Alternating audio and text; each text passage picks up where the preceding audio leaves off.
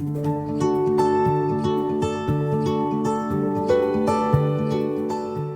irmãos, Jesus é o Senhor. Nós iniciaremos um processo de resumo, de sinopse do livro 1 Coríntios. Vocês não sabem? É interessante que quando nós mencionamos a carta de Paulo à igreja em Coríntios, a primeira carta de Paulo aos Coríntios, o que vem à mente de todos nós é que é uma igreja cheia de problemas, onde existia divisão, preferência entre os irmãos, brigas, litígios, incesto, idolatria, dúvidas sobre o casamento. Isso que vem à mente da maioria dos cristãos quando menciona a primeira carta de Paulo aos Coríntios. Mas 1 Coríntios, ele descreve em várias passagens que Paulo, ele sempre mencionava, vocês não sabem? Ou seja, mesmo diante daquela situação de aparência, de ter diversos conflitos, diversos problemas, Paulo, ele queria sempre chamar a atenção que, por estar no viver da vida da igreja, existia uma preciosidade, existia uma joia, que é Cristo, o poder de Deus e a sabedoria de Deus. Então, nós precisamos perceber que esse Cristo maravilhoso, ele está dentro da igreja, né? A sua palavra, a sua vontade, ela é feita dentro da igreja, né? Então, nós precisamos perceber que é no viver da igreja que o Senhor tem o seu alvo, a sua meta. É muito interessante perceber que o primeiro livro de 1 Coríntios, ela foi escrita antes do livro de Romanos. Porém, dentro da soberania de Deus, Romanos ela é colocada antes do livro de Coríntios, com uma finalidade. Qual é a finalidade? A finalidade é que Romanos mostra para nós a plena e completa salvação de Deus.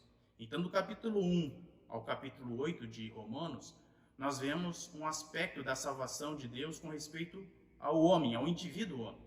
Então, ali nós vemos a propiciação, o Senhor é a propiciação. O que é propiciação? Traduzido para a nossa língua portuguesa. Propiciação significa conciliação. Então, Cristo conciliou o homem pecador com o próprio Deus Criador.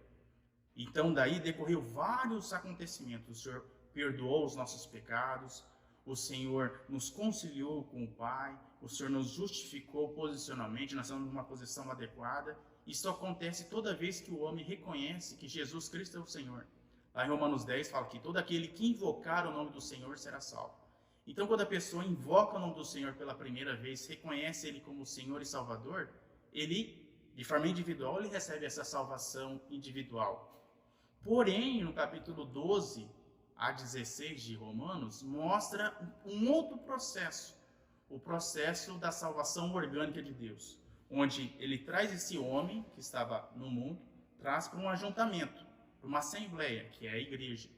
E na igreja, o Senhor continua esse processo de salvação completa, ocorrendo a renovação da mente, ocorrendo a santificação, a transformação e, por fim, a glorificação. Então, é nesse ambiente que ocorre, vamos dizer assim, a segunda fase da salvação completa do homem, onde ele consegue conviver com outras pessoas que foram também salvas pelo Senhor. Mas, irmãos, logo em seguida ao livro de Romanos, vemos 1 Coríntios. E 1 Coríntios, como eu comecei a minha fala, muitas vezes a gente olha só os problemas. Mas, irmãos, 1 Coríntios tem algo muito rico, né? Tem muita joia, tem Cristo como o nosso tesouro. Então, por exemplo, em 1 Coríntios, capítulo 1, versículo 9, mostra que Cristo é o nosso desfrute.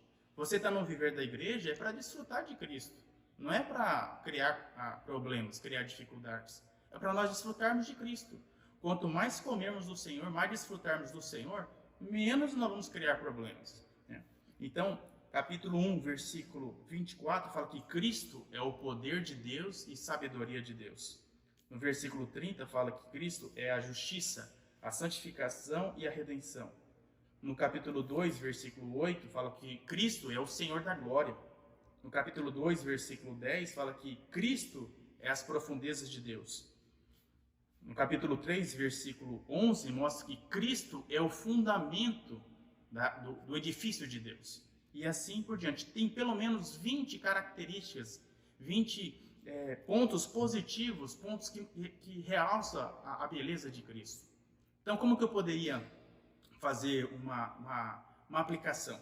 É como fosse uma joia, né? Então, quando você tem a sua esposa, sua namorada, sua noiva, você não vai apresentar uma joia dentro de uma sacolinha plástica de supermercado.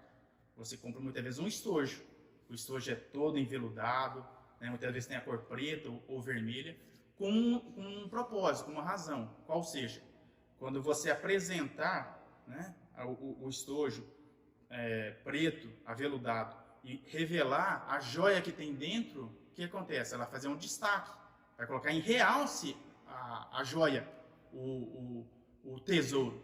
Assim também, irmãos, a vida da igreja é um estojo aveludado, que tem Cristo como o seu centro, como a sua joia. Que nós possamos observar bem que o viver da vida da igreja que nós temos na nossa localidade tem uma joia imensurável, que é Cristo. Que nós observemos mais, colocamos mais nossos olhos na figura da joia de Cristo e deixamos de lado um pouco as dificuldades do viver da vida da igreja, que é o estojo. Né? Que colocamos nossos olhos, fixamos nossos olhos na grandiosidade do tesouro de Cristo. Jesus é o Senhor.